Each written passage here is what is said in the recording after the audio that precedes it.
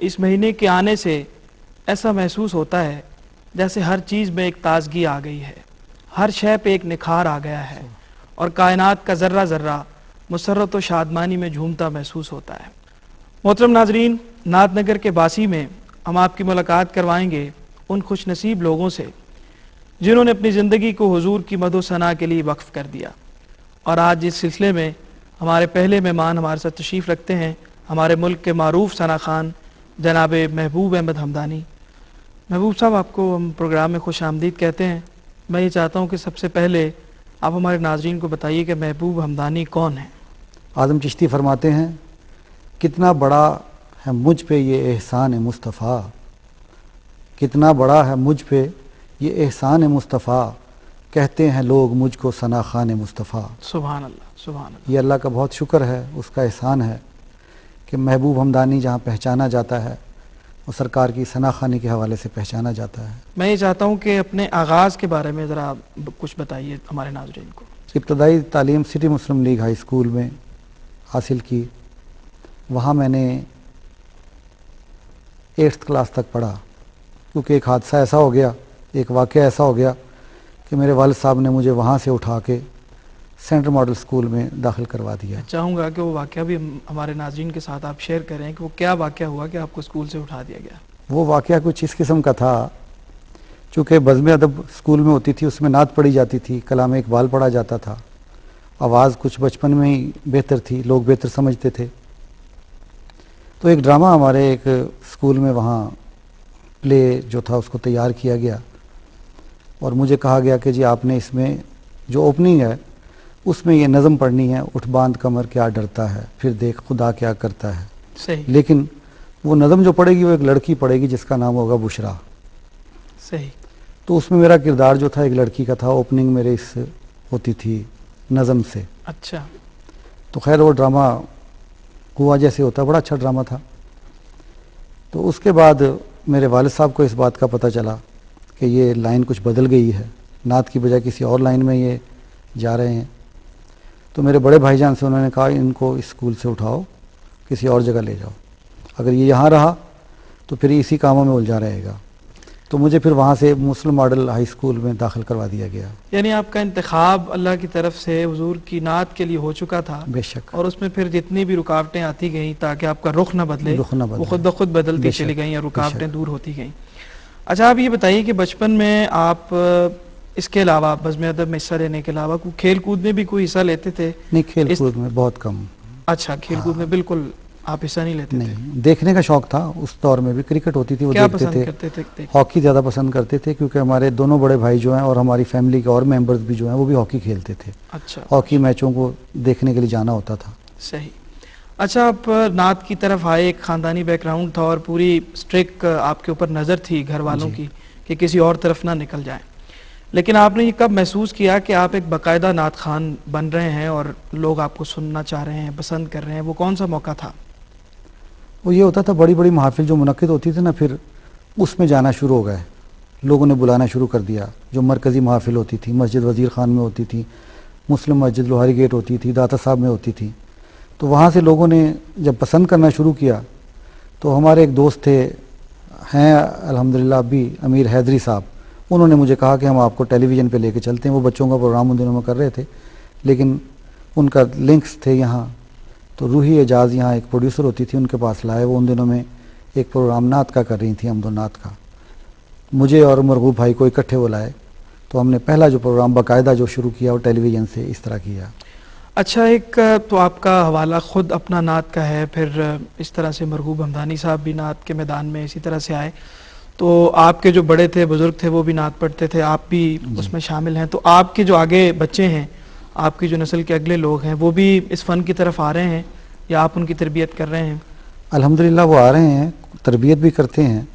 تو ایک میرا بیٹا حسان احمد حمدانی ہے، وہ بڑی خوبصورت نعت پڑھتا ہے، پاکستان ٹیلی ویژن کا وہ A کلاس نعت پڑھنے والا ہے۔ اسی طرح چھوٹا بیٹا نعمان حمدانی ہے، اور ایک ہمارا سب سے بڑے بھائی جان ہیں، ان کا بیٹا مدثر حمدانی ہے، اور الحمدللہ میرے 2 نواسے جو 10 سال اور 8 سال کی عمر ہے وہ اس تربیت میں شامل ہیں۔ اب فروغ نعت کے حوالے سے آپ نے ایک پورا دور دیکھا ہے، بزرگوں کا بھی اور آج کے زمانے میں بھی آپ دیکھ رہے ہیں، آپ کیا فرق محسوس کرتے ہیں اس دور کی نعت خوانی میں، آج کے دور کی نعت خوانی میں، لوگوں کے سننے کے انداز میں کیا محسوس کرتے ہیں آپ؟ دیکھیے جی، ہم نے تو جو بزرگوں سے تربیت حاصل کی اور جن محافل میں بیٹھے، جن محافل میں گئے، جن بزرگوں کے پاس گئے، وہاں تو یہی دیکھا، انہوں نے یہی کہا ادب پہلا قرینہ ہے محبت کے قرینوں میں، سبحان اللہ۔ کہ یہ محافل جو ہیں محبت سے سجائی جاتی ہیں، اللہ اور اللہ کے رسول کی محبت میں، تو اس میں جتنا بھی ادب کیا جائے اتنا کم ہے۔ ادب کے قرینوں کی آپ نے بات کی، کون سی آپ سب سے ضروری بات محسوس کرتے ہیں جو نعت پڑھنے والے میں ہونی چاہیے؟ نعت پڑھنے والے میں سب سے بنیادی چیز تو یہ ہے اس کا اخلاق، اس کا کردار ایسا ہی ہو جیسا وہ کام کر رہا ہے، جن کے لیے وہ کام کر رہا ہے، اور اس کے بعد اس کا انداز جو ہے وہ بھی انداز جو ہوتا ہے ادب کا ہونا چاہیے۔ میرا یہ ایمان اور عقیدہ ہے کہ اگر خدا کے بعد کوئی ذات ہے ادب کے ساتھ اس کا نام لینے کے لیے تو نبی پاک کی ذات ہے۔ سبحان اللہ۔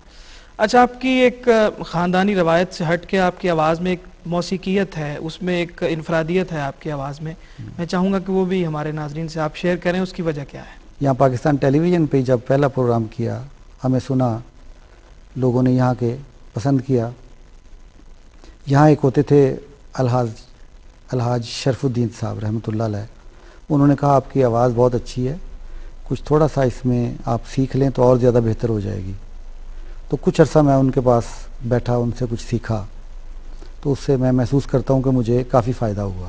ناظرین آپ کی آواز کو سننا پسند کرتے ہیں، نعت خوانی آپ کا ایک معتبر حوالہ ہے، تو بابرکت گھڑیاں بھی ہیں، تو اس میں ہمارے ناظرین کو آپ اپنی پسند سے جو خوبصورت نعت سنانا چاہیں وہ پروگرام میں ہم شامل کرتے ہیں۔ الحاج ظہوری رحمۃ اللہ علیہ کی نعت کے چند اشعار پیش کرتا ہوں۔ کہیں نہ دیکھا زمانے بھر میں جو کچھ مدینے میں جا کے دیکھا،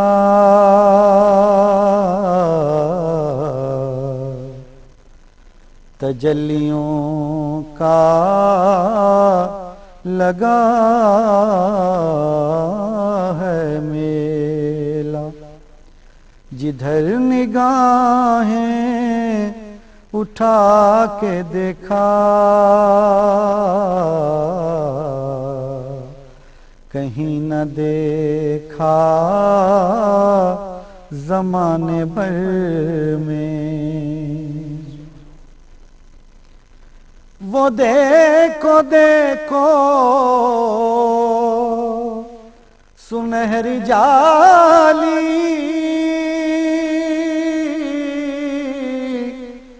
ادھر سوالی ادھر سوالی،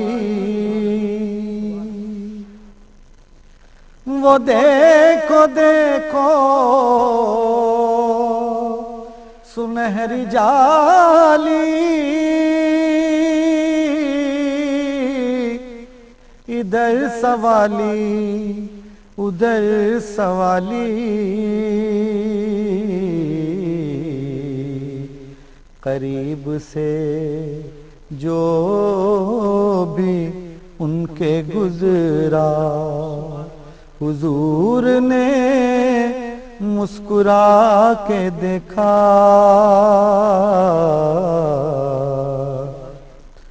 قریب سے جو بھی ان کے گزرا، حضور نے مسکرا کے دیکھا،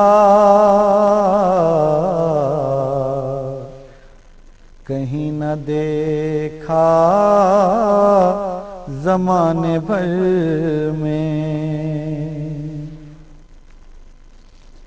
طواف روزے کا کر رہی ہے یہاں وہاں اشک بار آنکھیں،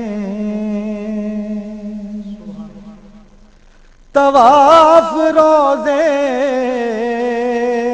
کا کر رہی ہے یہاں وہاں اشک بار آنکھیں،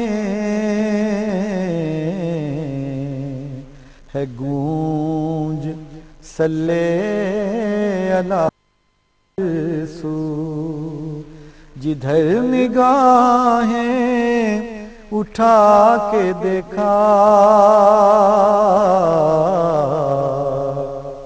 ہے گونج صلی علی کی ہر سو، جدھر نگاہیں اٹھا کے دیکھا